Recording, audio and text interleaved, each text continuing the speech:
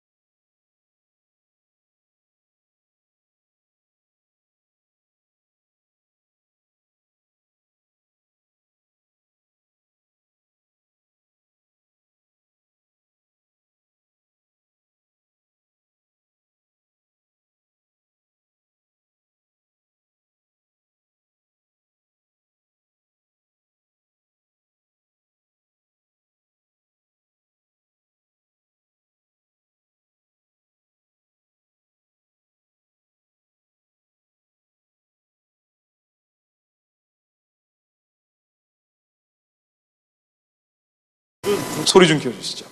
중국 경백현에서 한 소년을 만났습니다. 얼어버린 두 발에 모두 심각한 화상을 입어 뼈만 앙상하게 남은 참혹한 모습입니다. 이 소년은 취재팀이 현지에 도착하기 이틀 전 북한에서 넘어온 탈북자 이른바 꽃제비입니다. 네, 우리 형님이 너무 어떻게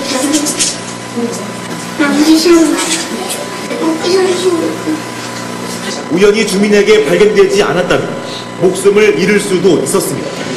이 소년은 지난해 11월 친구들 12명과 국경을 넘었다가 중국 공안에 발각돼 북으로 추방됐었습니다. 그리고 이 애들은 저는 그만하면 어차피 애들다 여기는 그것 두드려서 한 이틀씩 분도 내버려둡니다. 한 며칠씩.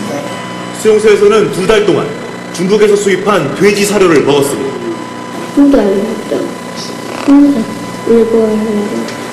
이번에는 혼자 국경을 넘었습니다. 비슷한 처지의 또래 아이들과 먹을거리가 풍족한 장백 장마당 근처에서 머물 은신처를 마련하기 위해서입니다. 3월달에 하고 나면 되지. 가면 이때까지. 그럼 걔들은 지금 어디 있어? 산등성, 빽빽한 수풀을 걷어보니 어른 한두 명이 겨우 들어갈 만한 비좁은 공간이 나타납니다. 얼마 전까지 아이들 13명이 이곳에서 물을 떠먹고 가스버너를 훔쳐와 불을 지폈습니다. 북한에서 지금도 속수무책으로 죽는 첫 번째 그룹이 바로 이 꽃제비입니다. 이 꽃제비들은 유리갈식하는 아이들을 대체로 얘기하는데 아이들뿐 아니라 청제비, 나이 좀 든 사람들, 노제비, 나이가 아주 많은 사람들, 다양하죠. 북한의 이 꽃제비들이 지금도 이런 식으로 죽어갑니다. 그럼 우리가 북한에 돈을 주고 쌀을 주고 비료를 주면은 이 꽃제비들한테 먹일 수 있습니까? 절대로 안 들어갑니다. 절대로 안 들어가요. 왜 그렇죠? 이 사람들은 어차피 북한의 배급 체제에서 벗어난 사람들이에요. 아무리 많은 식량을 북한에 줘도요, 뭐 대부분 군부대로 가죠. 그런데 이 부분은 주민들한테 간다고 얘기를 합니다. 그 주민은 뭡니까? 북한 정권에 충성하는 대가로 받는 거죠. 북한의 수령 독재를 유지해주는 담보로 받는 겁니다. 그러나 정작 죽어가는 사람들은 이 꽃제비들한테는 절대로 안 들어갑니다. 북한 체제가 자유화되고 민주화돼서 아예 이 사람들이 자유롭게 식량 구하러 갈 수 있도록 이동의 자유라도 허락되지 않는 한, 그러면은, 그렇지 않으면 이 사람들이 살 수가 없어요. 그리고 또 집중적으로 굶어 죽는 사람들이 바로 지금에도 나오고 있는 데가 수용소입니다. 북한의 정치범 수용소입니다. 북한의 정치범 수용소 영상인데요.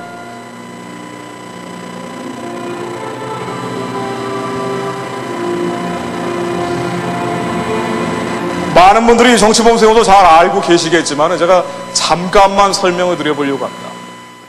북한의 수용소라는 것은 굉장히 종류가 많습니다. 정치범 수용소도 있고 노동교화소, 노동단련대, 집결소, 구류장, 별의별 이름으로 있는데 이 크고 작은 수용소들 엄청나게 많이 있죠.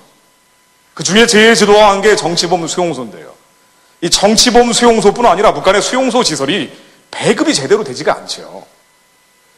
몇십 단계는 안 하고 아주 식량을 나눠준다 그러는데 제일 마지막은 아예 식량을 안 주는 거지만 그 위가 하루에 찻숟갈 하나 주는 거래요. 옥수수 알갱이 같은 거 찻숟갈 하나로 주면은 그러면 어떻게 삽니까 여기서. 정치범 수용소는 아무 죄 없이 끌려가는 데죠. 뭐 살인범, 강간범, 흉악범들이 끌려가는 데가 아니고 아무 죄 없는 사람들이 끌려가는 데예요. 예전 같으면은 이게 말반동이라고 해가지고 노동신문에 나와 있는 김일성 사진을 자기도 모르게 벽지가 없어서 벽에다가 발랐다가 보니까 김일성 사진이 거기 있는 거예요. 그래가지고 끌려간 사람들. TV에 김정일 얼굴이 나오는데 김정일 얼굴이 나오니까 아버지가 농담 삼아 이렇게 얘기했어요. 저거 진짜 아닌 것 같은데? 왜냐하면 가짜 김일성이 있다는 얘기가 북한에 많았거든요. 그랬더니 아들이 이 얘기를 듣고 그 다음날 선생님한테 얘기했다가 온 가족이 끌려갑니다. 북한의 특권층이라고 해도 별로 다를 게 없어요. 김일성, 김정일, 김정은으로 이어지는 이 가문을 제외하고는 북한은 다 노예입니다. 아무리 특권층이면 뭐합니까? 김정일한테 이제 김정은한테 잘못 보이면은 한밤중에 수저 젓가락 다 놔두고 트럭에 온 가족 싣고 보내는 데가 바로 정치범 수용소예요. 북한이 왜 데모가 안 일어나고 왜 시위가 안 일어납니까? 바로 요 정치범 수용소 때문이죠. 우리가 지척에 그걸 두고 있어요. 아우슈비츠에 가서 눈물 흘리는 한국 사람들이 왜 북한 문제에 대해서는 이렇게 눈물을 안 흘립니까? 북한의 정치범 수용소에서만 100만 명 정도 죽었다 그래요. 그리고 지금도 정치범 수용소를 비롯해서 여기에 끌려가는 사람들 제일 많은 죄가 도둑질이죠. 이런 수용소 시설 다 합치면은. 그리고 탈북자들.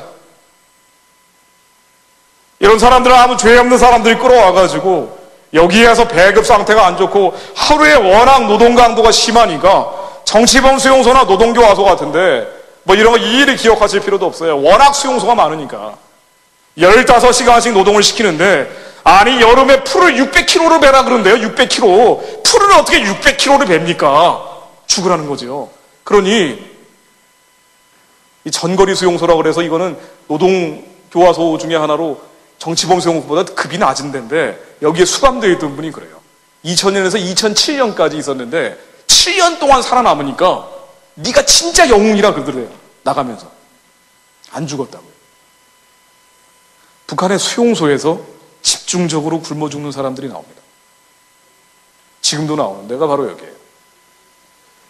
먹을 게 없으니까 쥐 잡아먹습니다. 뱀 잡아먹어요. 그래도 먹을 게 없으니까 죽은 사람 시체 손에 있는 거 뺏어 먹습니다. 돼지 우리에 있는 돼지 사료 뺏어 먹는 거예요. 아까도 잠깐 나왔죠. 북한에서 돼지 사료 이런 취약계층들한테는 생명 유지하기 위한 필수품이에요. 키가 170 정도 돼서 몸무게 38kg 정도 되면 허약 3도로 죽습니다. 그래도 죽어갑니다. 이 아까 전거리 수용소 제가 말씀해 드렸는데 이 수용소 시설 이게 바로 전거리 수용소 모습이에요. 여기에 수감되어 있는 사람들이 5,000명 정도 되는데 평소에는 한 수용 인원의 2배 정도가 갇혀 있었다 그래요. 이 2배 정도 갇혀 있는 이 수감 시설에 2000년대 초반에도 매일 한 트럭씩 시체가 실려 나왔다 그래요. 2007년에 이분이 풀려 나왔을 때도 이거 탈북자들이 직접 그린 겁니다. 내가 이렇게 겪었노라고 그린 거예요. 2007년에 풀려 나올 때도 한 리어커씩은 시체가 실려 나왔대요. 그래서 태워버렸답니다. 북한에서 사람들이 굶어 죽는 게 정말 불쌍하면요. 정말 가련하면요. 정치범 수용소부터 해체해야 됩니다. 주민들한테 들어가지도 않는 돈, 쌀 빌려주면서 여기에 대해서 뭐라고 수식어를 붙입니까? 인도적이라고 얘기하죠. 물론 알아요. 주는 분들은 좋은 뜻으로 주는 거 압니다. 잘 모르고 주십니까? 그러나 실제로는 그렇게 인도적으로 사용되지 않습니다. 북한에서 사람들이 맞아 죽고 얼어 죽고 굶어 죽는데 이 사람들을 살려내고 싶으면요. 북한의 수용소부터 없애야 돼요. 이게 우리의 첫 번째 기도 제목입니다. 북한 사람들 지금도 정치범 수용소에 갇혀 있는 사람들이 20만이 더 돼요. 아무 죄 없이 끌려간답니다. 통영의 딸 신숙자 오혜연, 오기현 씨 이분들이 무슨 죄가 있어요? 아무 죄 없는데 남편 따라 북한에 들어갔다가 통영 출신 아닙니까? 그래가지고 북한에 들어갔다가 그래서 갇혀있는 데가 바로 여기예요. 여기에 있는 사람들 지금도 죽어가고 있죠. 이 정치범 수용소 우리가 해체할 능력이 없으면 하나님한테 해체해달라고 기도해야 됩니다. 우리가 입버릇처럼 해야 되는 기도가 바로 이런 거죠. 아니 아우슈비츠에서 600만 명 죽은 거에 대해서 통곡을 하는데 왜 이 북한이라는 바로 우리 동족들이 300만 명 죽은 거에 대해서는 이렇게 냉정합니까? 냉담합니까? 우리가 이렇게 복을 받을 수 있습니까? 도망칠 수 있어요? 도망 못 칩니다. 도망치다가 걸려서 붙잡혀 가는 모습이에요. 공개 처형하는 겁니다.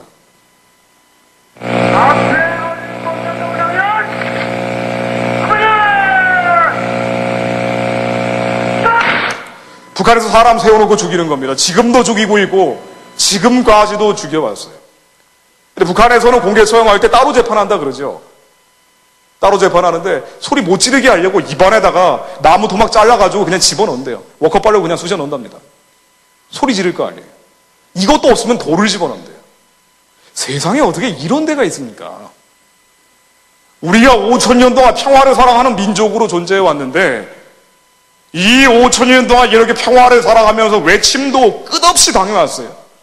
북한에서 저질러진 60년은 뭡니까? 우리 민족 5천년 역사에서 이단적인 체제예요. 우리가 지난 5천년 동안에도 우상숭배하면서 지지리도 가난하고 굶주렸지만 이렇게까지 나간 적은 없었어요. 그러나 북한은 공산주의, 사회주의의 영을 받아버리니까 가장 지독한 시스템을 만들어 놨습니다. 이게 60년 북한입니다. 아니, 사람을 어떻게 이렇게 죽여요? 충합범도 이렇게 죽이면 안 되죠. 어떻게 사람을 이렇게 죽입니까? 그런데 이렇게 사람들이 죽어가는데도 왜 한국 사람들은 가만히 있습니까? 그렇게 북한의 민족이 불쌍하고요. 북한의 동족이 불쌍하면은 이런 얘기 해야 되는 거 아니에요?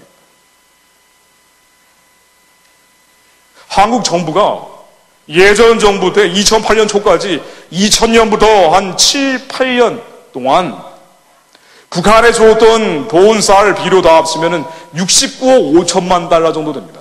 이게 어느 정도 되는 돈인 거 아니? 북한의 2,400만을 23년 동안 한 명도 안 굶주릴 수 있는 돈, 쌀, 비료를 우리가 줬어요. 그래도 사람들은 죽어갔습니다. 그런데 죽는 거 가지고 문제 삼지 않아도 돼요. 우리가 말했어야 돼요. 독일도 통일되기 전까지 서독에서 동독에 돈, 쌀, 비료 줬습니다. 그러나 주들에도 반드시 여기는 조건이 있었어요. 프라이카프라고 해서 자유를 사오는 조건이 있었죠. 뭡니까? 동독에서 인권 유리하는 건 유리는 절대 안 된다. 그래서 정치범들을 석방하라는 조건으로 줬습니다. 처형하지 말라는 조건으로 줬어요. 동독하고 비교할 수 없을 정도로 유린이 북한에서 자행되고 있는데 여기에 대해서 우리가 그 많은 돈과 쌀과 비료를 주면서 한 번이라도 이런 조건 붙여봤습니까? 아니, 북한 당국자들한테 돈, 쌀, 비료를 23년 지나 한국 정부가 주는데 한 번이라도 공개 처형하면 안 됩니다. 정치범 수용소에 있는 통영의 딸을 살려주십시오 라고 한 번이라도 얘기해 봤습니까? 아니, 세상적인 정보는 믿지 않는다 그래도 한국 교회가 그 많은 돈, 쌀, 비료를 주면서 한 번이라도 이런 얘기 했습니까? 안 했어요. 그래서 북한 사람들은 죽어갑니다. 여기서 도망가는 사람들이에요. 탈북자들입니다. 탈북 여성들이죠. 탈북 여성들,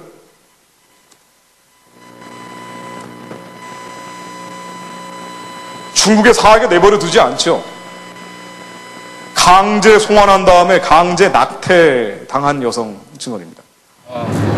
강제적으로 독약주사를 애기한테 주사를 하는 거야. 그러니까 배가 이렇게 내 안전원이 딱 옆에 있으니까 배를 걷고 거기다가 독약주사를 넣는데도 엄마가 할 수 있는 게 아무것도 없어.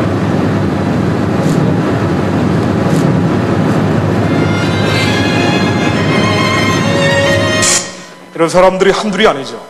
남한에 와 있는 탈북자분들이 2만 4천 명 정도 된다고 합니다. 지금 좀 넘었을 거예요. 2만 5천 명 정도 될 것 같습니다. 그런데 이게 이제 남한에 오는 생환 비율이요. 1% 정도 된다 그래요. 무슨 얘기인 거 아니? 중국에 있는 탈북자들, 이게 이제 숫자가 전혀 가늠이 안 된다 그러죠. 그런데 연인원으로 200만 명 정도 된다 그래요. 연인원이라는 게 뭐냐? 2년 동안에 식량 구했다가 다시 북한으로 들어가고, 이런 식으로 돈 좀 벌었다가 다시 북한으로 들어가고, 이런 사람들 다 합치면 200만 명 정도 된다고 하죠. 근데 대개 이제 북한에서 도망쳐서 중국으로 가게 되면 자유의 맛을 봐버리니까 안 돌아가는 사람들이 많죠. 근데 중국에 있는 탈북 여성들, 탈북자들, 사실은 많은 숫자가 여성들입니다.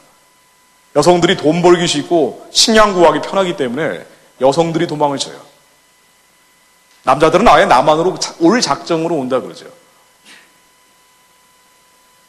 그러니까 아들 먹을 게 없어가지고 먹을 거 구하려고 중국으로 간 어머니들도 있고요. 남편 약값 구하려고 중국으로 돈 몰러 간 아내도 있습니다. 팔려가는 여성도 많죠. 사실은 엄청나게 팔려다닙니다. 북한의 가장 큰 죄가 탈북이에요. 비법월경죄, 조국 반역죄. 중국에서 애 낳고 살고 있다가도 애 낳고 살면 뭐합니까? 이거 어차피 팔려간 건데 그 사람한테 인권이 있겠어요. 이 씨한테 팔렸다가 왕 씨한테 다시 팔려나가죠. 그런데 일제 단속처럼 걸리면 강제로 끌고 가서 임신한 상태로 돌아가도 이런 식으로 아이들을 낙태시킨대요. 90년대 중후반에는 워낙 탈북자들이 많아가지고 그래서 이 사람들 너무 많아지면 북한 체제가 흔들거리니까 그래서 공포심을 주려고요. 끔찍하게 끌고 갔어요. 이때 90년대 중후반에 사람들 강제로 송환할 때 제가 중국 가서 조선족들한테 얘기 들으면요. 뭐 철사로 막 뚫고 그랬대요. 손 같은 데를. 그리고 끌고 갔습니다. 이때는 아이들을 이런 식으로 낙태시키지도 않았어요. 지금은 주사라도 놔가지고 낙태를 시키죠. 옛날에는 그냥 긁어냈답니다. 그래서 박스에다가 애들이 차 앵앵거리고 있으면 그 박스째 갖다 버렸대요. 아니 그러면서 북한 정권을 유지하고 유지하지 않고 이게 문제가 아니고요. 어떻게 우리가 한마디도 안 합니까? 오늘 신문 보니까 북한 인권법도 무산됐어요. 미국이 북한 인권법 만들었어요. 일본도 북한 인권법 만들었어요. 근데 한국은 안 만듭니다. 아니, 교계라도 얘기해야 되는 거 아니에요? 강제로 낙태당하면서 탈북 여성이 이렇게 적어놨어요. 이게 대한민국 국가 기록에 나와 있는 탈북 여성 증언입니다. 자, 이런 얘기들이 나오기 때문에 탈북자분들은 좀 피해달라고 일부러 오후 강의로 돌렸습니다. 오늘은.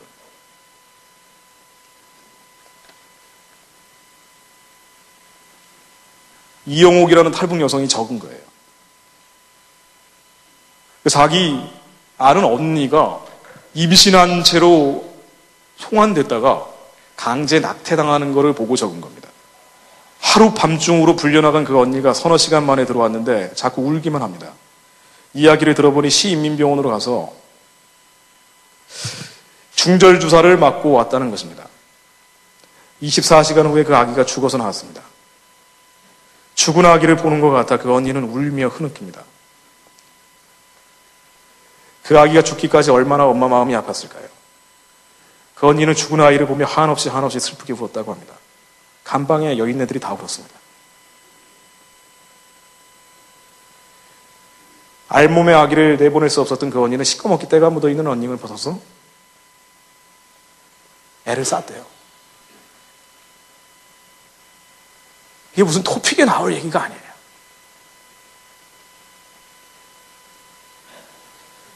해외 토픽에 나오는 얘기가 아닙니다. 지금도 저질러지는 일이고요. 김정은이 세습을 하고 군기 잡는다고 더 지독하게 잡아 죽이고 있어요. 지금 남한에 와 있는 탈북 여성들 다 왜 탈북자분들이 말씀 잘 안 하시는지 아세요? 남한에서 북한을 해방하라고 북한 구원하라고 몇 분만 얘기하시죠? 되게 남자분들이에요. 그러나 여자들이 훨씬 많습니다. 이래서 얘기 못해요. 다 이러는 건 아니지만 너무나 많은 분들이 이렇게 당했기 때문에. 그런데 이게 일시적 일회적으로 벌어진 일이 아니잖아요. 북한 정권이 60년 동안 저지른 일입니다. 우리가 민족을 얘기하고 우리 동포를 얘기합니다. 그러면서 인도적으로 북한에 쌀 주고 비료 주고 달러 주자고 그렇게 얘기를 해요. 이게 북한의 노동당 39호실로 들어갑니다. 우리가 봉수교회에 주는 달러, 개성에서 주는 달러, 금강산에서 주는 달러는 1달러도 예외 없이 노동당 39호실로 들어갑니다. 김정일의 비자금 관리 계좌로 들어가서 핵무기 미사일 만들고 대남 공장하고 북한의 지하교인들 쳐 죽이는 데 사용되는데 이러면서 우리는 인도적인 거 다 했다고 얘기를 하고 정작 우리 동포들, 우리 민족 절반이 죽어가는 얘기들은 안 해요. 돈 좋습니다. 비료 좋아요. 쌀 좋아요. 주십시오. 그런데 우리가 돈과 쌀과 비료를 주더라도요. 중국에 가서 이런 식으로 팔려나가는 사람들 얘기해야 되는 거 아닙니까? 공개 처형하지 말라고 얘기해야 되는 거 아닙니까? 강제 송환하지 말라고 얘기해야 되는 거 아니에요? 그런데 한국의 교계까지 그렇게 가면 어떡해요? 우리가 45년 일제에서 그 많은 수모를 겪으면서 연단 받았죠. 훈련 받았어요. 그런데 마지막에 우상 숭배하는 신사참배라는 허들을 넘지 못했어요. 이 걸림돌에 걸려가지고 북한이 저지경이 돼버렸어요. 우리가 지금 하고 있는 게 뭡니까? 북한에 가서 많은 분들, 특히 해외 교포분들 마찬가지예요. 김일성 동상 앞에서 묵념합니다. 그러면서 속으로는 기도했다고 말씀하세요. 맞습니까? 불당 앞에 가서, 불전 앞에 가가지고 우리가 하나님한테 기도합니까? 이게 하나님한테 얼마나 참남된 일인지 잘 몰라요. 60년 동안 북한은요, 요 사진 한 장이 그대로 보여집니다. 요게 평양입니다. 불을 좀 꺼주시고 요 사진은 좀 보시는 게 낫겠네요. 이 주변은 다 불이 안 들어와요. 김일성 사진만 불이 들어와 있습니다. 북한에서 전력 사정이 좋지 않기 때문에 평양도요, 저녁에 한 2시간 공급되고 그 다음에 전기 공급이 안 된대요. 그러나 김일성, 김정의 우상화 신격화에는 지금도 돈을 쏟아붓지요. 이게 북한이에요. 분별하십시오. 북한은 2개가 있어요. 불 좀 크셔도 됩니다. 북한은 정권이 있고 주민이 있습니다. 북한의 정권이 있고 주민이 있어요. 우리가 이 2가지를 구분하지 않으면요, 반드시 미혹당합니다. 북한 주민을 도와야죠. 돈 쌀 필요가 있으면 북한 주민을 도와야죠. 주민한테 주시는 분들 많이 있어요, 지금도. 북한의 지하교회 선교하시는 분들도 계시고요. 우리가 그래서 분별해야 된다는 거예요. 북한의 정권에 돈 쌀 빌어주면 주민들은 계속 죽어나갈 뿐이에요. 체제 지원이고 정권 지원입니다. 원수를 사랑하라고 하면서 북한 정권을 돕습니다. 그러나 원수를 사랑하라는 얘기가, 예수님이 원수 사랑하는 얘기가 어떻게 그런 데다 갖다 붙입니까? 이게 하나님 앞에 얼마나 죄가 되는지 모르십니까? 원수를 사랑하라는 거는요, 나와의 관계에서 원수를 사랑하라는 거지요. 우리 민족의 원수를 사랑하는 겁니까? 아니, 그 원수가 누구예요? 북한 정권의 원수가 누굽니까? 우리를 때려 죽이고 얼려 죽이고 굶겨 죽였습니까? 아니에요. 북한 정권의 원수는 북한 주민이에요. 북한 정권이 용서하고 화해하고 사랑할 수 있는 자격은 북한 주민한테 있어요. 우리는 북한 정권의 친구가 돼 있죠, 지금. 원수가 아니에요. 아니, 그리고 원수를 사랑하라는 게 우리의 신천지나 통일교회 가가지고 돈 쌀 빌려주면서 원수 사랑한다는 게 말이 됩니까? 우상 숭배하는 체제에 가서, 우상 숭배하고 있는 저 정권에 가서 돈 주고 쌀 주고 빌어주는 게 이게 어떻게 원수를 사랑하는 거예요?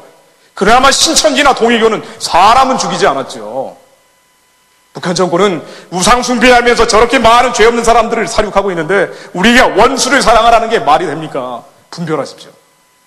이거는 과격한 게 아니에요. 진실된 겁니다. 우리가 진실 앞에 서야 돼요. 진실은 상대방의 거짓도 자르지만 내 거짓도 잘려내야 돼요. 그렇기 때문에 진실을 안 보려고 그래요. 그러나 보셔야 됩니다. 우리가 진실에서 발을 떼게 되면요, 진리에서 멀어지게 돼요. 얼마나 좋습니까? 거짓과 타협을 하면. 얼마나 좋아요. 위선과 타협을 하면. 그러나 그렇게 되면은 우리가 저주받습니다. 북한하고 남한하고 한번 비교해봤습니다. 비교할 의미가 없어요. 60년 동안 남한하고 북한에서 저질러진 이 벌어진 이런 일들, 대한민국이 북한보다 한 100배 잘 산다고 보시면 돼요. 뭐 몇 개 숫자들을 가져와 봤지만은 뭐 이 숫자 크게 의미 없습니다. 대한민국이 북한보다 수출을 300배나 많이 합니다. 울산이 2년 동안 무역량이 북한 전체보다 64배가 많아요. 비교할 필요가 없어요. 이제 제가 말씀드릴 사실 본론입니다. 북한이 저 지경이 됐어요. 한국하고 비교하면은 비교할 필요가 없을 정도로 우리는 지금 엄청난 성장과 풍요를 만들어냈습니다. 우리가 우리만 딱 들여다보고 있으면은 세상에서 제일 나쁜 나라 같지만은 예전하고 지금하고 비교하고 다른 나라하고 우리나라하고 비교하면은요, 절대 그런 얘기가 안 나와요. 지금 대한민국이 1년 동안 버는 GDP가 아프리카의 53개 나라 합친 것보다 많지요. 대한민국이 1년 동안 수출하는 게 중남미의 34개 다 합친 것보다 많아요. 엄청난 나라가 됐습니다.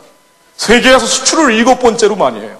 무역을 9번째로 많이 합니다. GDP 1년 동안 벌어들이는 게 세계에서 12번째예요. 그런데 우리는 이렇게 생각합니다. 우리가 열심히 한 거야. 그게 아니라는 거예요. 우리가 열심히 해서 된 게 아닙니다. 제가 그거를 말씀드리려는 게 제 오늘 본론이에요. 대한민국 역사를 한번 들여다볼게요.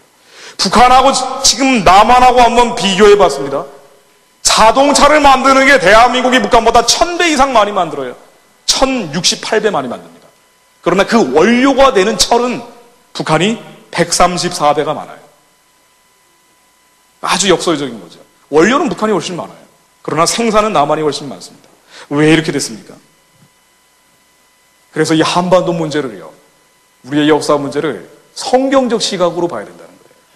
하나님의 창을 가지고 봐야 되는 겁니다. 우리의 인간적인 생각과 판단과 기준으로 무조건 판단하면 안 돼요. 우리가 원래 이렇게 잘 먹고 잘 살았던 게 아니에요. 우리가 잘 먹고 잘 살 수 있는 조건이 있었던 게 아닙니다. 제가 시계로 한번 거꾸로 돌려봤어요. 19세기 말에 조선이 망하기 전에 이러고 있다가 이제 한 10여 년 후에 일제한테 망하게 됩니다. 구한말이 어땠는지 한번 들여다보겠습니다. 한양 서울거리 모습인데 우리가 영화에서 보면은 영화에 나오는 민비입니다. 영화에서 보는 구한말은 굉장히 낭만적이에요. 굉장히 멋있습니다. 산 좋고 물 좋고 인심 좋은 세상으로 생각을 하지만 실제로 구한말이 그랬는지 한번 들여다보겠습니다. 과연 그렇게 산 좋고 물 좋고 인심 좋아서 일제한테 나라가 망하게 되는지 한번 돌아보는 겁니다. 그렇지 않았어요. 나라가 망할 만했습니다. 이 당시에 외국 사람들이 조선을 묘사한 장면 하나하나를 좀 잡아봤어요. 비숍 노라사라고 해가지고 이 영국의 이게 왕립 지리학회 회원이고 유명한 문장가고 수필가 여행가인데요. 이분이 조선을 4번이나 왔어요. 4번이나 와가지고 일본도 하고 중국도 와보고 그리고 조선에 왔는데 근데 이 조선 방문 이후에 3차례나 더 방문을 한 다음에 책을 썼습니다. 조선과 그 이웃 나라들이라고. 근데 부산에 와서 충격을 받았어요. 부산에 와보니까 부산처럼 처참한 곳이 없더래요. 그런데 조선 다른 도시들을 돌아보니까 이 처참한 부산의 모습이 조선의 일반적인 모습이구나라고 적어놓습니다. 얼마나 처참했는고 하니 이 개천들이 하수도 시설이 전혀 안 돼 있어가지고요. 고체와 액체의 폐기물이 담겨있는 불규칙한 개천들이 흐르고 있고 이런 조선 마을들을 돌아다녀 보다가 한양, 서울에 왔어요. 서울에 와서 보니까 서울의 냄새가 내가 가본 도시 중에 제일 지독했다고 나와요. 참 부끄러운 얘기죠. 그러면서 역시 하수시설이 돼 있지가 않아가지고 이 물구덩이하고 마을하고 거리 사이에 개천들이 흘러다니는데 여기 초록물을 초록색의 오물물이 그냥 섞여가지고 흐르는데요. 초록색이죠. 똥오줌이 섞이니까. 그리고 썩어버리니까. 여기에 반쯤 벌거벗은 아이들, 다 벌거벗은 아이들이 이게 눈이 반쯤 감긴 개들하고 섞어 놀고 있더라. 라는 게 조선 말기입니다. 단순히 비숍 여사만 적은 게 아니에요. 이 당시에 선교사들이 본 조선의 모습 똑같습니다. 제가 나중에도 조금 말씀드릴 텐데 매틴 오블이라고 해가지고 1936년까지 바로 평양에서 선교하셨던 분이에요. 미국의 선교사 북으로 와 계시던 분인데 이 한국에 온 2차 선교사 그룹 중에 한 분이죠. 이분이 30년 가까이 조선에서 선교를 하면서 이 조선회상이라는 책을 썼습니다. 여기에 적혀있는 구한말의 모습을 보면은 조선가정 11군데를 신방을 했다고 합니다. 가봤더니 그 비참함, 불결함, 가난. 역시 좁은 골목을 지나가는데 사방에 오물 냄새가 진동을 하고 돼지가 있는 더러운 웅덩이에 최악의 부패물이 썩어 있고 숨을 멈추고 발길을 재촉할 수밖에 없었는데 참 희한한 거는 사람들이 너무 무기력하고 무관심해서 치울 생각을 안 하더래요. 그리고 13살짜리 소년을 만났는데 종기가 너무 심해가지고 똑바로 서 있지도 못하고 꾸부정하게 걸어가는데 이 아이는 태어날 때 그 모습 그대로 아무것도 입고 있지 않더라 라고 하면서 한국 사람들에 대해서 이 선교하면서 너무 이제 솔직한 얘기들을 많이 적어놨죠. 조선 사람들을 보니까 이 고질적인 죄악이 이 민족의 죄는 거짓말하고 도둑질하는 거다. 기독교인 우리가 전도를 해도 이 죄의 경향성을 극복하는데 어느 정도 시간이 걸리더라 라고 하면서 선교사들이 낙심하는 모습들을 많이 적어놓습니다. 이게 5,000년 우상숭배한 조선의 마지막 모습이에요. 조선의 모습은요 이랬습니다. 불결했어요. 사람들은 게으르고 무기력하고 정권은 부정부패했습니다. 얼마나 부정부패했는고 하니 이 서양 사람들이 조선 말기에 양반을 묘사하기를 양반은 면허받은 흡혈귀다라고 적어놔요. 그리고 우상숭배했습니다. 미신. 맨날 군만한 거예요. 애가 감기에 걸려도 구슬하고 과거 급제를 위해서도 구슬하고 그냥 구슬하는 거예요. 이게 조선 말기입니다. 이러고 특이한 거는요. 음란했어요. 조선 말기요. 이게 참 특이한 얘기입니다. 그러나 모든 나라가 망할 때는요. 부정부패하고 음란합니다. 지금 대한민국에 시사하는 바가 굉장히 큰 거예요. 나라가 망하지 않는다라고 생각을 하지만요. 예전에 대한제국 망했습니다. 조선왕조 망했어요. 고려시대 망하고 신라시대 망했습니다. 나라라는 것은 굉장히 쉽게 망합니다. 1814년에 근대 체제라는 게 나오고 나서 The Death of the State라 그래가지고 국가의 죽음이라는 책에 나오는 통계예요. 뭐라고 나오는 거 아니? 국가가 망하는 비율을 따져보니까 거의 40%까지 되더래요. 1814년에 있던 나라가 지금은 2010년 돼가지고 40% 나라가 없어졌대요. 나라는 굉장히 쉽게 망합니다. 우리가 왜 나라와 민족을 위해서 기도해야 됩니까? 우리가 악하고 음란하지만 이 나라 망하는 거예요. 쉽게 망합니다. 역사에서 그대로 보여주는 거예요. 조선왕조가 그랬어요. 왜 음란했는 거 아니? 이 당시에 조선 사람들이 적어놓은 신문 잡지 같은 내용들을 들여다보면은 나라가 망하게 된 원인은 문란한 성도덕에 있다라고 적습니다. 음풍이 너무 떨쳐서 마을마다 음란한 여인들이 아닌 경우가 없다라고 적어놨을 정도예요. 한국 사람들이 놀기 좋아하기 때문에 원래 좀 음란하다 그래요.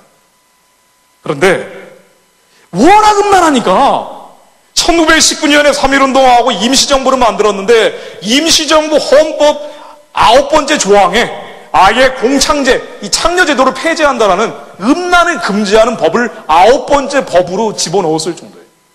나라가 망해가니까 너무 가난하고 굶주리다 보니까 또 딸을 낳게 되면은 여자들을 팔아버리고요. 돈이 좀 있다 싶으면은 먹고 살만하다 그러면은 그 딸을 사가지고 처첩제도가 그렇게 성행했어요. 그래서 예전에 우리 할아버지, 할머니 세대 보면은 지방관계가 굉장히 복잡하죠. 이 조선 말기입니다. 일제시대도 그랬고 대한민국 건국 초기까지 이런 게 이어졌어요. 이 5천년 우상숭배하면서 이 우상숭배의 결과가 결국 멸망으로 이어집니다. 나라가 왜 망합니까? 우리의 우상숭배하면서 악하고 음란했는데 이 악하고 음란한 게 하루아침에 안 끊어지는 거예요. 이러다 보니 일제한테 45년 동안 혹독한 환란과 시련을 겪게 되죠. 이 45년 동안 우리가 연단을 받습니다. 훈련을 받아요. 우리의 죄악 때문이죠. 악하고 음란하기 때문에. 말 그대로 악하고 음란하기 때문입니다. 이 기간에 45년 일제 치하로 우리가 고생을 하면서 그렇게 나라를 가져보고 싶었어요. 우리가 악하고 음란해서 이 나라가 망했지만 그러나 나라를 한번 제대로 한번 가져보고 싶다고 이때 기독교인들이 그렇게 노력을 했죠. 그래서 부흥하기 시작합니다. 제가 오늘 말씀드릴 얘기의 주제예요. 신문을 들여다보면요, TV를 보고 인터넷을 보면요, 대체로 이 나라는 희망이 없는 것 같아요. 지난번 지저스와미 때, 그 지난번 지저스와미 때보다 지금 상황 들여다보면은 야, 이거 참 절망적인 생각이 듭니다. 그러나 절대로 절망하지 말라고 제가 말씀드리기 위해서 제가 이 주제를 가져왔습니다. 부흥이라는 거는요, 하나님이 기름 부어주는 이 부흥이라는 거는요, 언제나 영적인 침체기에 벌어집니다. 우리가 가장 어둠 속으로 빨려 들어가는 것 같을 때, 그때 우리가 말씀 믿고 하나님 믿고 예수님 믿고 믿음대로 순종하면은 그러면은 하나님이 부흥을 주십니다. 우리가 풍요로워지면요, 그러면은 잘 하나님 예수님 믿으려고 하지는 않아요. 지난 60년 역사를 통해서 제가 입증을 시켜드리는 거예요. 역사라는 얘기는 굉장히 따분하고 지루할 수 있어요. 제가 90분 동안 여러분들 얼마든지 재밌게 해드릴 수 있습니다만은 지금 제가 여러분들한테 재밌는 얘기할 때가 아니에요. 우리 역사를 말씀드려야 돼요. 여러분들이 낙심하고 낙담하지 않도록, 절망 속에 들어가지 않도록 여러분들에게 하나님의 믿음에 대해서 말씀드려야 됩니다. 우리 성경에 나와 있는 것뿐 아니라 우리 역사에 나와 있는 얘기를 해야 돼요. 일제시대 45년 아무런 희망도 없었어요. 완전한 절망 속으로 떨어져 버렸습니다. 에스겔의 해골 무덤으로 그냥 들어가 버렸어요. 사망의 음침한 골짜기로 들어가 버렸습니다. 이때 무슨 희망이 있어요? 일본이 우리한테 해준 게 뭐가 있어요? 45년 동안 노예 생활인데. 그래도 절망하지 않는 사람들이 있었습니다. 자, 아까 말씀드린 매티 노블 같은 제가 선교사 한번 예를 들어볼게요. 조선의 회상이라는데 이렇게 나옵니다. 이 민족이 정말 거짓말하고 도둑질하고 음란하고 희망이 없는 것 같지만 이분이 이 일제한테 망하기 직전에 기생전도 하고 무당전도 하고 과부들을 하나님의 종으로 만들어 가면서 그러면서 이렇게 기도를 하면서 적어놔요. 어젯밤에 한 부인이 교회가 끝난 다음에 나에게 자기의 눈이 멀어버린 남편을 위해 기도해주고 그가 하나님의 빛으로 나오는 통로가 되어진 것을 감사하는 기도를 하더라 라고 적으면서 그러면서 이렇게 적습니다. 이 매티 노블 서양 선교사가 조선 땅에 와가지고 이 저주에 쌓여있는 5,000년 역사를 이 저주를 끌어내면서 이렇게 적어놓는 거예요. 주님께서 여기서 날 조금이나마 쓰실 수 있으리라고 생각한다. 나의 전부를 주님께 드리고 싶다. 그리고 하나님께서 나에게 주신 달란트가 그의 영광을 위해 풍성해지길 바란다. 나는 너무 평범하고 달란트가 없는 것 같지만 나는 미국에서 아무것도 아닌 것 같았지만은 그러나 미국에서 아무도 나보고 가수라고 부르지 않았을 테지만 그러나 여기에서 숱하게 노래 부르기를 가르쳤다. 찬송을 모르니까 가르쳤다는 거예요. 하나님께서 내 목소리를 사용하셔서 조선인들에게 기독교 찬송을 부르게 해달라고 늘 기도했다. 하나님께서 실제로 내 목소리에 힘을 주시고 더 풍성한 멜로디를 불러 넣어주심을 느꼈다. 이게 저주가 끊어지는 과정입니다. 그리고 이게 실제로 드러나기 시작해요. 1910년에 우리가 망했습니다. 망했지만은 믿는 사람들은 포기하지 않고 하나님께서 이 민족에게 구원의 역사를 주실 것이라고 믿었어요. 우리는 아직 믿음의 역사가 짧기 때문에 서양 선교사들이 와서 우리가 복음의 빚을 졌습니다. 근데 미국의 최고 엘리트들이 한국에 와서 가르쳐줬어요. 그리고 이게 열매로 조금씩 나타나기 시작합니다. 여러분들이 잘 아시는 평양의 대부흥이에요. 1907년이에요. 나라 망하기 직전인데 이때부터 성령이 나타나기 시작해요. 적어놓습니다. 매티 노블이 자기의 일기에 적어놓기를 성령이 강한 권능으로 평양의 교회들과 여러 다른 지역에 임했어요. 웨일즈 지방의 대부흥이 바로 이곳에서 벌어지고 있다고 적습니다. 위대하고 영광스러운 흥분 상태가 나타났고 그리고 사람들이 죄에 대해서 통회하고 죄를 자백하고 암흑의 이교도 가운데 행해진 인간의 연약함이 유례없이 그 실상을 드러내고 있었대요.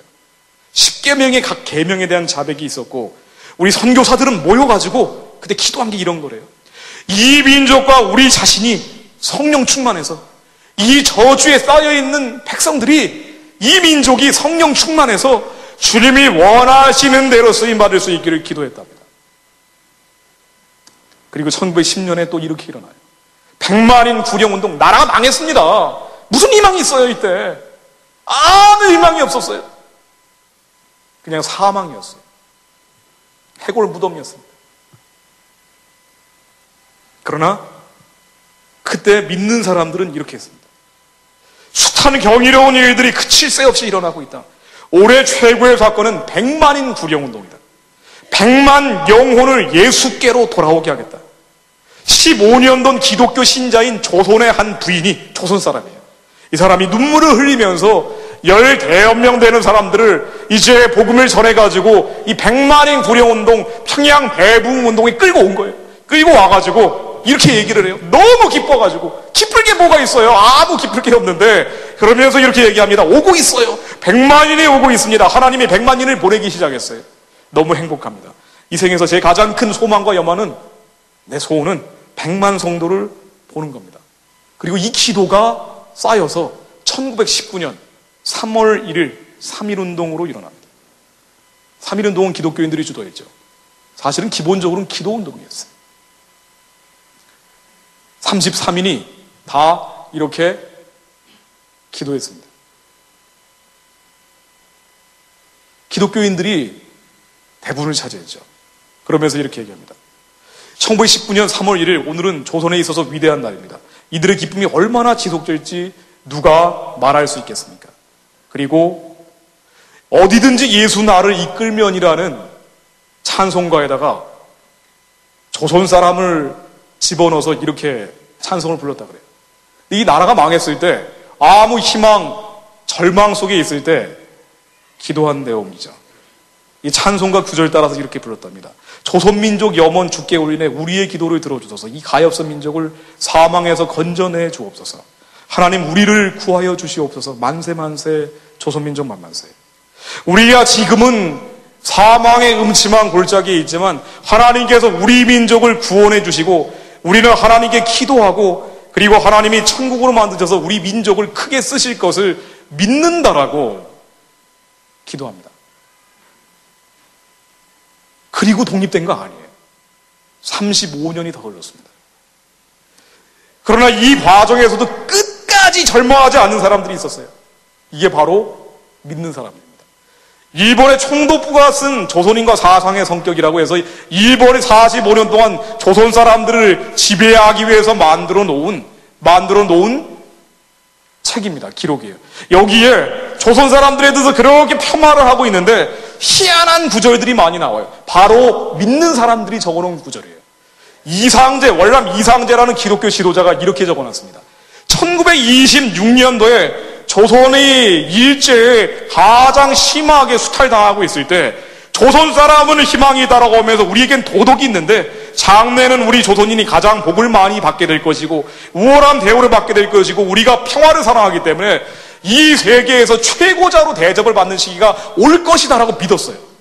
그러나 이건 신앙에 기초했기 때문에 절망 속에서 믿은 겁니다. 그리고 또 믿었던 사람이 있어요. 이게 바로 대한민국 만들었던 이승만 박사입니다. 제가 좀 전에 말씀드린 월남 이상제 선생하고 1904년에 한성 감옥의 감옥 동창이에요. 감옥에 같이 갇혀있던 분이에요. 이승만 박사는 그때 대역죄를 죄서 사형 선고를 받고요. 그리고 6개월 동안 10kg가 넘는 칼, 춘향이가 차는 칼을 차고 있었어요. 이 칼을 차고 아무 희망이 없고 절망 속에 있던 이승만 박사가 배제학당을 나와서 기독교를 들어보긴 했는데 믿는 사람은 아니었죠. 그러나 너무나 절망 속에 있었기 때문에 이분이 서양 선교사가 가져다준 성경책을 본인이 읽는 것도 아니에요. 옆에 사람이 이게 손이 닿지를 않기 때문에 이 칼 위에다가 성경책을 놔두고 옆에 사람이 한 장 한 장 넘겨줬대요. 영어로 된 성경이었죠. 이거를 읽으면서 그러면서 이분이 하나님을 만납니다. 감방 안에서 성경을 읽었는데 어느 날 나는 선교학교에 어느 선교사가 하나님께 기도하면 하나님께서 그 기도에 응답해 주신다고 했던 말이 기억났다. 그래서 나는 평생 처음으로 감방에서 오 하나님 나의 영혼을 구해 주시옵소서. 오 하나님 우리나라를 구해 주시옵소서. 이 영어로도 되어 있는데 Save my soul, Save my country. 나의 영혼을 구해 주시고 나의 나라를 구해 주시고 나의 민족을 구해 주십시오. 이분이 그러면서 기도를 했더니 온 방안이 빛으로 차버렸대요. 이게 이제 성령 체험을 한 겁니다. 그리고 나의 마음이 기쁨이 넘치는 평안이 되면서 나는 완전히 변한 사람이 됐어요. 그리고 감옥에서 이분이 우리 역사상 처음으로 예배를 드립니다. 우리 역사에 나와 있는 감옥에서의 첫 예배가 바로 이거예요. 그리고 감옥의 이름을 자기들끼리 바꿔요. 복당, 복이 있는 곳이다라고 바꿉니다. 영어로 The House of Blessing. 희망이 있었습니까? 아니에요. 절망이에요. 그러나 하나님께서 우리에게 희망을 주신 거죠. 그러면서 이분이 믿어요. 우리 민족이 지금은 일제의 수탈을 맞을지 모르지만 그러나 이 한성 감옥에서 이승만 박사가 우리는 그러나 참 사람들이 인심도 좋고 물도 좋고 산도 좋고 공기도 좋아가지고 언젠가는 인류 국가가 될 것이다. 우리도 미국처럼 기독교를 받아들이게 그러면은 우리는 인류 국가를 만들 수 있다라고 이분이 이게 일제한테 나라 망하기 직전이에요. 그때 자기가 쓴 독립정신이라는 책에다 적어놓습니다. 대한민국이 만들어지는 과정이 바로 이겁니다. 그러면서 대한민국이 만들어지기 시작합니다. 45년 동안 일제한테 수탈을 받으면서 그렇게 창랑하고 황망한 겨울 속에서 한민족이 걸어가면서 제대로 된 나라를 한번 만들어 보겠다고 하나님한테 계속 기도했는데 그런데 우리가 마지막 시험을 못 건넜죠. 이게 우상숭배했던 신사참배예요. 북한에서 그리고 공산주의 사회주의 정권이 나오게 됩니다. 그런 다음에 어떻게 됩니까? 김일성이 소련 군복 입고 와가지고 기독교인들을 죽이기 시작하죠. 교회를 부수기 시작합니다. 북한이라는 곳은 뭐냐? 기독교를 탄압한 역사입니다. 그래서 60년 동안 기독교를 하도 짓밟아버렸기 때문에 김일성이 나중에 이렇게 자랑을 해요.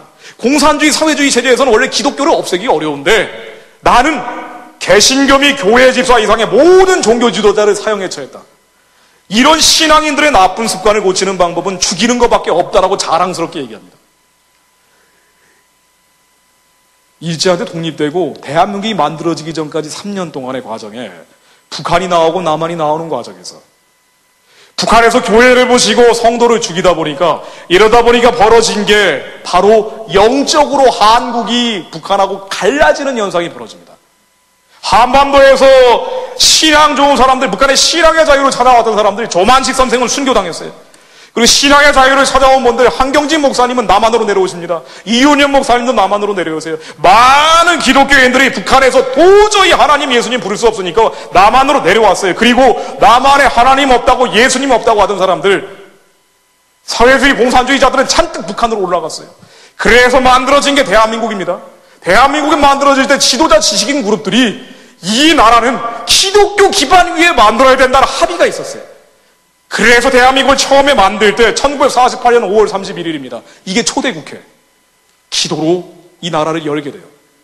이 과정에서 나오는 거예요. 그냥 뜬금없이 이승만 박사가 기독교인이었기 때문에 기도합시다라고 시작된 게 아니에요. 일제 45년을 겪으면서 우리가 제대로 된 나라를 만들어야 되는데 하나님 위에서 만들어야 된다라고 부르짖었고 그 부르짖음이 대한민국이라는 결실로 열매로 맺어진 겁니다. 북한의 신앙의 자유, 종교의 자유가 완전히 빼앗겨버리니까 여기에서 특히나 연단받고 훈련받았던 사람들이 잔뜩 남한에 내려왔어요. 그래서 이 기도문을 만든 분도 제가 아까 보여드린 이윤영 목사님, 북한에서 신앙의 자유, 종교의 자유 찾아온 분이에요. 그리고 이승만 박사가 이렇게 얘기합니다. 우리가 하나님께 감사해야 합니다. 사실 대한민국이 만들어졌을 때 1인당 GDP가 인도 다음이었기 때문에 세계에서 두 번째로 가난했어요. 이때도 별로 감사할 건 없었지만 그래도 감사하자 그랬어요. 하나님께 감사합시다, 감사합시다, 감사합시다. 정확히 3번 나옵니다. 그리고 이윤영 목사님 그때 국회 부의장이었던 분한테 나와서 기도해 주십시오 하는데 단순히 이승만 박사가 기독교인이었기 때문에 이 기도문 나온 게 아니에요. 임시정부 인사들을 환영회를 하는데 이때 이승만 박사는 물론 여러분들이 잘 아시는 김구 선생까지, 김규식 선생까지 성서 위에 나라를 만들어야 된다. 다 기독교인들이었으니까. 기독교 기반 위에서 나라를 만들어야 된다라고 다 같이 얘기했어요. 나중에 정치 노선이 갈라집니다만은 그러나 대한민국이 기도로 만들어질 때 누구도 이의를 제기할 수 없었어요. 그래서 하나님께 드리는 나라와 민족을 위한 기도문, 이 기도문이 대한민국 건국 기도문으로 대한민국의 이 국회 속기록이 수십만 페이지 되는 맨 앞장에 실리게 됩니다. 여기서 했던 198명의 건국의 아버지들의 기도가 바로 요거예요. 하나님, 우리가 너무 가난하고 굶주리기 때문에 하나님, 악마의 권세가 창궐할 수 있습니다. 하나님, 그러나 이렇게 되면 하나님의 영광을 가리는 바 우리에게 복을 달라고 기도합니다. 복을 달라는 기도는 좋은 기도입니다. 하나님 방식으로 구하면 되죠. 하나님, 우리에게 복을 주십시오. 그리고 두 가지를 더 기도하죠. 남북 통일을 주십시오. 세계 평화를 위해 일할 수 있게 해주십시오. 목사님이 만들고 북한에서 신앙의 자유, 종교의 자유를 찾아서 남한으로 오신 분이 만든 이 기도문은 하나님, 우리에게 복을 주십시오. 그리고 남북 통일, 세계 평화, 하나님, 북한 땅에도 신앙의 자유, 종교의 자유가 회복되게 해주십시오. 북한을 열어주십시오. 북한을 열어주시고 그리고 세계 평화, 복음이 땅끝까지 전해져서 평화가 온 인류에게 전파될 수 있게 해주십시오. 우리의 선교적 열정을 담았어요. 이때 대한민국은 일종의 하나님과 언약 속으로 들어갑니다. 이게 약속이에요. 우리 건국의 아버지들 198명이 하나님과 약속 맺은 거예요. 시간이 계속 없다고 하시는데 제가 90분으로 들었는데 60분이었나요?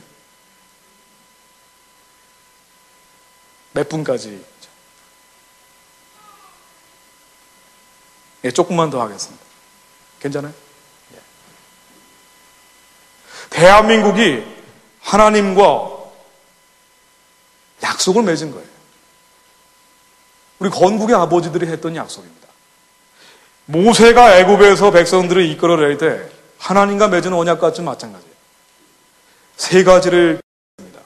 우리에게 민생의 복락을 주십시오. 남북 통일, 세계 평화.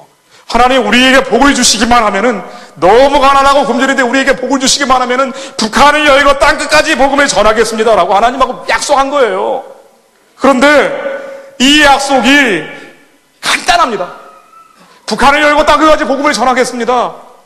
위성으로 한 번 더 찍어보면 북한은 까맣게 나오는데 남한에는 빛이 있어요. 이 빛이 뭡니까? 신앙의 자유 찾아온 45년 동안 일치의 치하에서 우리가 제대로 된 나라, 하나님 예수님 부를 수 있고 우상 숭배하지 않는 나라 만들어 보겠다고 우리 건국의 아버지들이 기도하면서 대한민국 만들었는데, 이 빛이 남한에만 있기 때문에 이 빛이 북한에 들어갈 수 있게 해 주십시오예요. 이게 자유통일이에요. 북한에 하나님 믿을 수 있는 자유입니다. 북한에 예수님 믿을 수 있는 자유입니다. 대한민국 헌법 3조 4조에 나오는 자유통일이에요. 이게 헌법에 그대로 들어갑니다. 그래서 대한민국 부정하는 사람들은 무조건 헌법 3조, 헌법 4조 바꾸려고 해요. 아마 이번 총선 대선에서 대한민국을 부정하는 사람들이 많아지면 제일 먼저 바꿀 조항이 바로 이거예요. 헌법 3조, 헌법 4조입니다. 자유통일이에요. 간단한 거예요. 법적으로는 자유민주적 기본 질서에 의한 평화통일이 어렵게 돼 있는데 간단합니다. 북한의 신앙의 자유가 회복되는 통일이에요. 종교의 자유가 회복되는 통일입니다. 북한의 2,400만이 왜 가련하고 왜 불쌍합니까? 지금 못 먹고 못 사는 것도 있지만요, 그러나 죽으면 영원한 지옥에 가기 때문이에요. 그래서 이 사람들 지금 당장이라도 살려내서 지옥에 가지 않도록 천국으로 갈 수 있는 축복의 통로를 열어주는 통일입니다. 예수님 하나님 부를 수 있는 이 자유통일이에요. 이게 건국할 때 못을 박아놨고 지금까지 이어지는 거예요. 이게 헌법 3조, 헌법 4조입니다. 근데 이거 못 바꿔서 안달해요. 인본주의자들. 북한의 신앙의 자유, 종교의 자유, 대한민국이 하나님이 기름 부어서 60년 동안 끌고 왔기 때문에 북한 땅에도 요 하나님의 축복의 통로가 만들어져야 된다는 거예요. 우리가 이 축복의 통로를 열기만 하면 된다는 게 바로 자유통일이에요. 약속했습니다. 하나님이 대한민국에 민생의 복락을 주시고 남북 통일을 주시고 세계 평화를 주실 거라고 믿었어요. 지금은 그렇지 않지만, 대한민국 만들 때 그렇지 않았지만 하나님이 주실 거라고 믿었는데, 그러나 한반도 60년 역사는요, 이 인본주의의 가장 정점, 공산주의 사회주의죠. 이 인본주의와의 싸움이에요. 나라 만든 지 2년도 안 돼가지고 북한이 남침합니다. 6.25로 완전히 잿더미가 됐어요. 시청, 지금 시청 모습입니다. 완전히 잿더미가 됐어요. 일제 때 만들어 놓은 게 좀 있는지 없는지 모르겠지만은 그나마 만들어 놓은 거 북한에 대부분이 있었고요. 마마는 폐허가 됐어요. 그래서 더 믿을 게 하나님밖에 없었죠. 초금 높이 보릿고개, 제가 아버님한테, 자꾸 하시는 아버님한테 아주 귀에 못이 박히도록 들은 얘기예요. 60년대, 70년대 초금 높이 보릿고개 그때까지도 있었습니다. 그래도 기도했습니다. 그리고 기도했더니 하나님이 이제 축복하기 시작하십니다. 아무것도 없었어요, 우리는. 대한민국이 이 정도 먹고 살 수 있는 조건은 아무것도 없었어요. 우리가 너무 가난하고 굶주렸기 때문에 다른 건 생각할 여지가 없었죠. 60년대, 64년 일입니다. 한국에서 지금 일자리였다 그러는데 예전에는 일자리 더 없었죠. 일자리가 너무 없으니까 남한에 있는, 한국에 있는 광부하고 간호사들이 이제 독일에, 소독이죠. 독일에 파견됐을 때 사진입니다. 일자리가 없으니까 미국에 갔는데도 미국에서도 돈을 잘 안 꿔주니까 서독에서 돈을 꿔오는데, 돈을 꾸기 위해서는 담보가 있어야 돼. 이 담보가 잡힐 게 없었죠. 그러다 보니 서독의 광부하고 간호사들을 파견하고 그 사람들 임금을 서독은행에 예치해 놓는 조건으로, 그리고 차관을 끌어와요. 이게 대한민국이 근대화하기 위한 첫 번째 종잣돈입니다. 광부가 서독에 가는데 원래는 고졸자들만 뽑는데도 너무 갈 사람들이 많아가서 대부분 대졸자들이 갔어요. 그리고 돈을 벌어 왔습니다. 64년도에 프랑크푸르트에 박정희 대통령이 갔어요. 광부하고 간호사들을 위로하고 차관을 좀 더 끌어오기 위해서. 아니, 이때 대통령 하는 일 돈 끌어오는 거죠. 갔습니다. 가가지고 이렇게 얘기하는데, 처음에는 정해진 폼에서 맞춰가지고 연설하다가 광부하고 간호사들 고생하고 있는 모습을 보니까 이 과의 연설문 딱 덮어버리고 이렇게 얘기합니다. 이게 60년대 우리나라 모습이에요. 여러분들의 새까만 얼굴을 보니까 내 가슴에서 피눈물이 납니다. 여러분, 아직까지 우리는 이렇게 못 살지만 후손에게는 잘 사는 나라를 물려줍시다. 광부 여러분, 간호사 여러분, 모국의 가족이나 고향 땅 생각에 괴로움이 많을 줄 생각되지만 개개인이 무엇 때문에 먼 이국에 왔는지를 명심해서 조국의 명예를 걸고 열심히 일합시다. 그리고 이렇게 얘기하죠. 우리 생전에는 이룩하지 못하더라도 생전에 잘 사는 나라를 만들 거라고 기대를 안 했어요. 생전에는 이룩하지 못하더라도 후손을 위해 남들과 같은 번영의 터전만이라도 닦아놓읍시다 라고 얘기하고 대통령이 연설을 못 끝내죠. 그리고 막 서독 대통령 차에 올라타가지고 너무 우니까 이 40대 후반의 대통령인데 이때 70대 서독의 리비케 대통령이 손수건을 주면서 울지 마십시오. 내가 당신 나라를 돕겠습니다. 라고 해서 차관을 끌어왔고 그렇게 만들어진 게 경부고속도로, 포항제철 그런 것들이에요. 그러나 여기는 하나님의 역사가 있습니다. 이 서독의 광부하고 간호사를 파견해서 우리가 차관을 끌어오는데 결정적 기여를 했던 백영훈 박사라는 분이 있는데 이분이 기독교인이죠. 이분이 사실은 막부에서 모든 조정을 해요. 독실한 크리스찬이에요. 믿지 않는 사람들조차도 하나님께서 쓰신 거예요. 이분이 왜 한국이 근대화하게 되는 계기를 삼게 되느냐? 서독의 광부하고 간호사를 보내가지고 종잣돈을 끌어올 때 100년 전에 서구 문명을 잡지 못해서 나라가 망했는데 그러나 하나님은 나 같은 사람을 들어서 쓰셨는데 이 모든 과정은 나라를 살리고 이 나라를 들어 사용하시려는 하나님의 섭리 안에 있었다 그래요. 대한민국이 태어날 때부터 하나님 안에서 거룩하게 태어났기 때문에 하나님이 이 나라를 들어 사용하셔야 됐고 그래서 하나님이 이 나라를 들어 사용하시려고 나 같은 사람도 들어 썼다는 거예요. 대한민국이 지금 보면은 암담하고 암울해요. 그러나 여러분들 절대로 절망하지 마십시오. 대한민국은요 망하지 않습니다.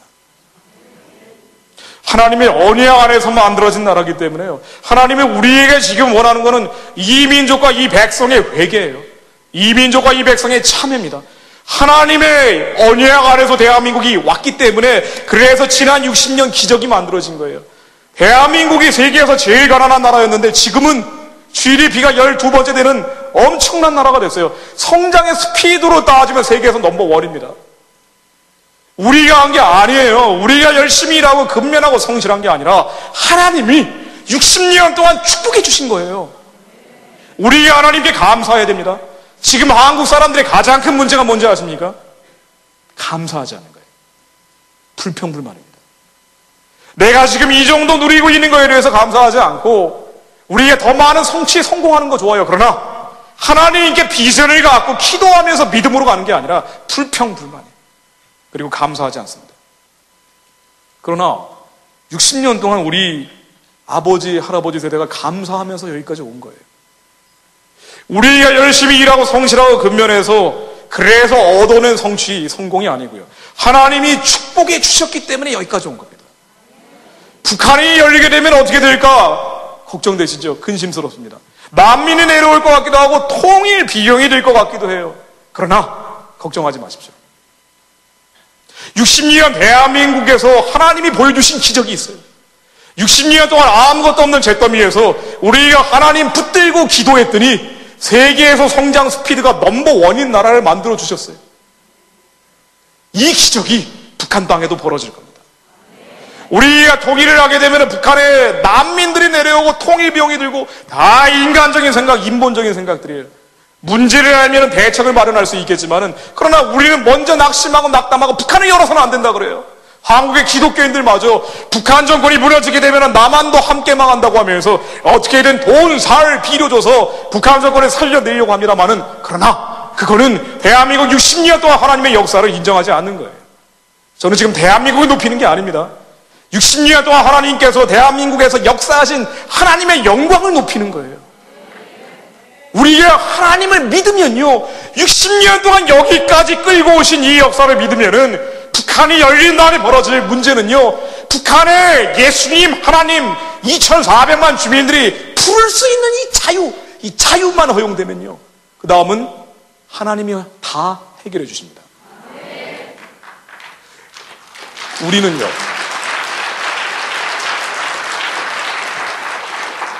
우리가 해야 될 일은요, 믿는 거예요. 아니, 이승만 대통령이 인류 국가를 만든다는 게 일제한테 망하기 전이에요. 매티 노블이 하나님의 강력한 부흥의 역사가 일어나서 이 민족을 하나님이 쓰실 거라고 얘기한 게 일제시대 때입니다. 이상재 선생이 이 민족은 세계 만방의 이름을 떨치게 될 거라고 얘기한 게 일제가 가장 혹독하게 지배하던 1926년이에요. 절망적인 상황에서 안 된다, 할 수 없어, 해서 뭐해, 모든 사람들이 날 낙심하고 있을 때 믿는 자들은 믿었어요. 하나님의 약속을 믿은 겁니다. 그랬더니 하나님이 기적을 만드시는 거예요. 아니, 믿을 수 있는 상황에 믿으면 그게 무슨 믿음입니까? 믿을 수 없는 상황에 믿는 거예요. 성경이 그대로 나오죠. 제가 딱 하나만 인용해 보겠습니다. 로마서에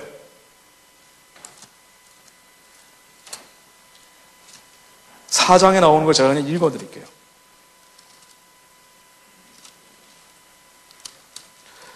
로마서 4장 18절에 이렇게 나옵니다. 아브라함이 바랄 수 없는 중에 바라고 믿었으니 이는 내 후손이 이 같으리라 하신 말씀대로 많은 민족의 조상이 되게 하려 하심을 인함이라. 그가 100세나 되며 자기 몸에 죽은 것 같음과 사라에 대해 죽은 것 같음을 알고도 믿음이 약하여지지 아니하고 믿음이 없어 하나님의 약속을 의심치 않고 믿음에 견고하여져서 하나님께 영광을 돌리며 약속하신 그것을 또한 능히 이루어 주실 것을 확신하였으니 그러므로 이것을 저에게 의로 여기셨느니라. 4장 18절 영어로는요, against all hope라고 나옵니다. 믿을 수 없는 중에 아브라함이 믿었다는 게 against all hope예요. 희망이 없다는 거예요. 희망이 없다는 겁니다. 대한민국 더 어려워질 수 있을지 몰라요. 우리의 회개와 우리의 참회가 하나님의 기도의 분량에 미치지 못할 때는요, 하나님이 우리를 조금 더 연단하고 훈련시킬지 모릅니다. 제가 아마 내일 말씀드릴 얘기는 대한민국 망했구나라고 생각을 하시게 될지도 몰라요. 그러나 절대로 낙심하고 낭망하지 마십시오. 낙심하고 낭망하는 게 사단이 가장 좋아하는 거예요. 우리 믿음의 선진들이 낙심하고 낭망하지 않고 그래도 하나님이 이 나라를 들어 쓰시고 그리고 그 기도를, 건국의 기도를 통해서 하나님께 올려드렸어요. 60년 동안 하나님 우리에게 축복해 주시기만 하면은 북한을 열고 땅끝까지 복음을 전하겠습니다. 민생의 복락을 주시기만 하면은 남북 통일 세계 평화를 이루겠습니다라고 하나님께 믿으면서 왔더니 60년 동안 우리에게 물붓듯 기적을 만들어 주셨어요. 이걸 믿고 온 겁니다. 우리의 지금 문제는요, 60년 동안 하나님의 기적의 역사를 믿지 않는 데서 시작합니다. 하나님께서 이 나라에서 역사하셨고요, 그리고 이제 우리가 민생의 복락을 누리게 됐어요. 그런데 우리가 왜 힘들고 어렵고 괴로워집니까? 사명을 잊어버렸기 때문이에요. 민생의 복락이라는 거는요, 세계에서 제일 성장률이 가장 높은 나라가 됐다는 거는요, 조건부예요. 언약이기 때문에. 너희들에게 복을 주면은 그래 좋아, 북한을 열고 땅끝까지 복음을 전해라. 남북 통일과 세계 평화를 이루라는 조건으로 하나님께 받은 것이기 때문에 이제 우리가 북한을 열고 땅끝까지 복음을 전하는 방향으로 가야죠. 우리가 힘들고 괴롭고 아플 틈이 어디 있습니까? 우리의 고통, 우리의 가난이 절대적인 거예요? 아니에요. 상대적인 거예요. 내가 티코 타는데 저 사람은 벤츠 타기 때문에 괴로운 겁니다. 우리가 지금 힘들고 아프고 괴롭죠. 그러나 우리가 이 땅에 머무는 건 하나님의 사명을 위해서 그 사명 이루다가 가는 겁니다. 우리의 약속을 믿고요, 하나님의 비전을 믿으면요, 괴롭고 힘들고 아픔을 벗어날 수 있어요. 여러분들의 삶이 아무리 에스겔 골짜기 같고요, 아무리 사망의 음침한 골짜기 같고요, 마른 뼈들 같고요, 그럴지라도 against all hope, 아무런 희망이 없어 보일지라도요, 그래도 하나님께서 우리에게 주신 그 비전을 믿으십시오. 그 믿으면 하나님께서 이 민족의 이 나라에 역사하셨던 그 기적들이 여러분에게도 똑같이 일어날 겁니다. 여러분의 생각으로 성령의 역사를 제한하지 마시고요. 우리의 믿음을 가지고 가면요. 제가 내일 말씀드릴 이 한국의 어수선한 얘기들도 이겨낼 수 있는 대책이 나오게 될 겁니다. 그리고 감사하십시오. 아무것도 없는 데서 지금까지 만들어진 하나님의 기적을 여러분들이 믿으시기 바라면서 기도하면서 오늘 말씀 마치겠습니다.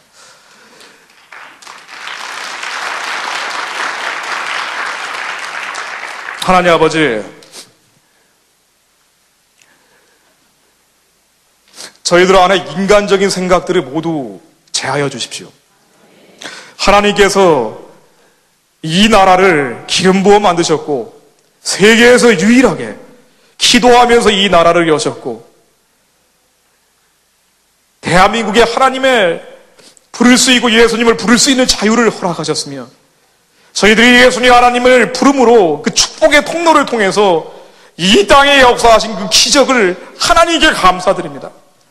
저희들의 건국의 아버지들이 아무것도 감사할 수 없는 상황에서 감사하며 이 나라를 만들었고 주님께서 거룩하게 태어난 이 나라를 통해 지난 60년 동안 역사하셨던 것처럼 이제 하나님 남은 주님의 사명을 붙들고 가오니 하나님 북한을 열고 땅끝까지 복음을 전하기 위해 북한 땅의 신앙의 자유가 회복되고 북한에서 하나님 예수님 부를 수 있는 이 자유가 회복되는 그날이 올 수 있도록 저희들이 기도하오니 하나님 아버지 주님 이 기도를 들어주시고 북한의 38,000개의 김일성 동상이 다 교회로 바뀌어지며 북한의 45만 개 혁명 사상연구소가 다 하나님의 성전으로 바뀌어져서 북한의 평양이 동방의 예루살렘으로 회복이 되고 하나님 김일성, 김정일에게 인사하고 절하는 저들이 예수님 하나님 믿고 천국 가는 날이 속히 오게 해주옵소서.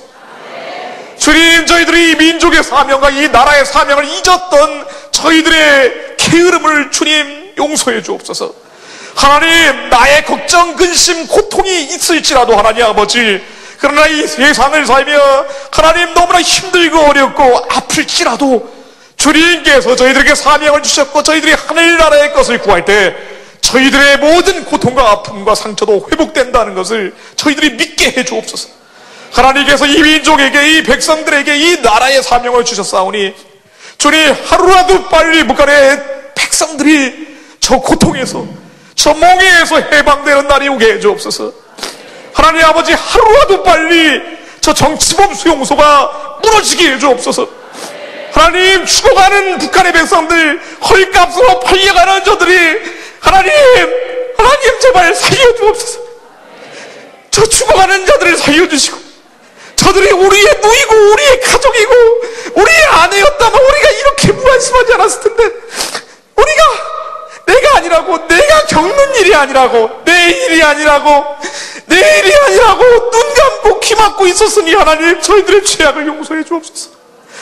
개가 돼지가 300만 마리가 죽었으면 우리가 이러지 않았을 텐데 우리 동족 300만이 죽어나가는데도 수용소에서 100만이 죽어나가는데도 내 형제, 내 누이 우리와 똑같은 말을 하는 사람들이 똑같은 역사를 가진 자들이 죽어가는데 공개 처형 다음에 죽어가는데 우리가 너무나 무안심하고 우리가 정권에 돈이 들어간 걸 뻔히 알면서도 우리의 이 위선에 합리화했던 우리의 어리석음을 용서해 주옵소서.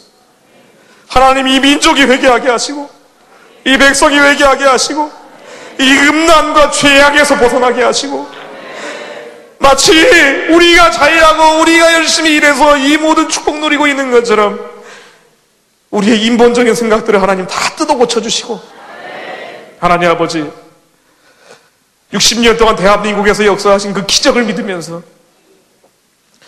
북한이 열리고 저 2,400만 동포들과 함께 예배하고 찬송 부리는 날을 우리가 두려워하지 않게 해주옵소서. 하루라도 빨리 북한 정권이 무너져 저 땅이 열리게 하시고 우리야 휴전선에서 임진강에서 평양에서 남한의 청년과 북한의 청년들이 함께 예배드리는 날이 속히 오게 해주옵소서.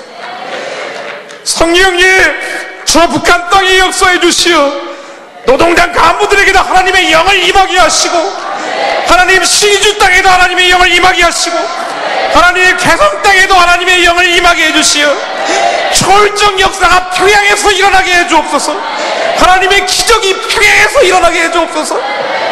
우리가 할 수 있는 일이 아니오니 하나님, 저희들은 기도하는 것 말고는 없사오니 하나님, 62년 대한민국에서 기도하면서 기적을 만드신 것처럼 하나님, 이제 복역의 기간을 끝내주옵소서.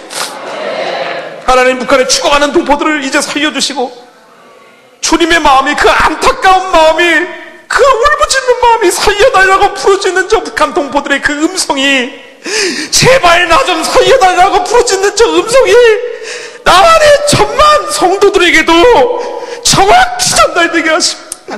남한의 교회에도 회개 울부짖음으로 퍼지게 해주옵소서. 이 땅이 어렵고 힘들고 아프고 절망과 낙심과 낙담의 상황처럼 보일지라도 하나님, 주님께서 저희들을 포기하지 않으심을 믿습니다. 하나님이 결코 저희를 포기하지 않으실 것을 믿습니다. 주님께서 저희를 포기하지 않으시기에 저희도 주님의 비전을 포기하지 않사오니 하나님, 이 땅에, 이 나라에 역사해 주옵소서. 기적을 만드실 것을 믿사오며 이 모든 말씀 예수님의 이름으로 기도드렸나이다. 아멘.